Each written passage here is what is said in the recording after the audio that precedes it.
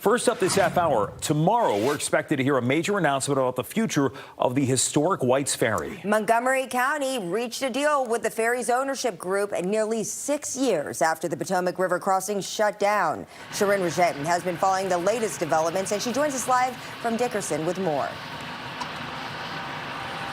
Yeah, guys, county officials and the ownership group for the ferry tell us that they are remaining tight-lipped tonight ahead of tomorrow's announcement. But people here tell me this is the biggest breakthrough yet to open Whites Ferry, a crossing that has connected two communities for generations. Tonight, I spoke with the lead advocate for the ferry, Jim Brown, who was part of the negotiations.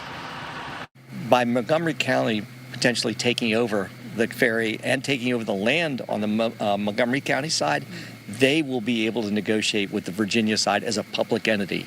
That's a big deal. Ferry's been running for 100+ years, and it's been in dispute about how it can land and how the ferry is going to be operated. We're hoping the public side of that is going to be mitigating that so that we can get the ferry going across the river again. Yeah, Whites Ferry is a vehicle ferry that carries cars across the Potomac River. It has connected Maryland and Virginia since 1786, serving commuters, farmers, tourists, and local businesses. But in 2020, the ferry shut down after a legal dispute over the privately owned landing on the Virginia side of the Potomac.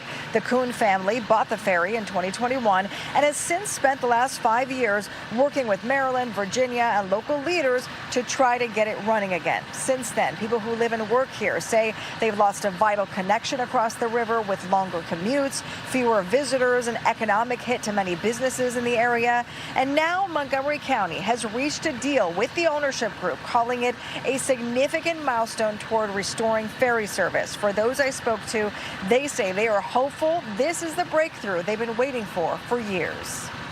Well, I hope it's going to mean tremendous amounts of business for us, and I hope it means that it'll also enable us to produce, do more for our clients. That you're looking at Route 15 has turned into a bottleneck. It's turned into an accident zone. So it will release a lot of the traffic.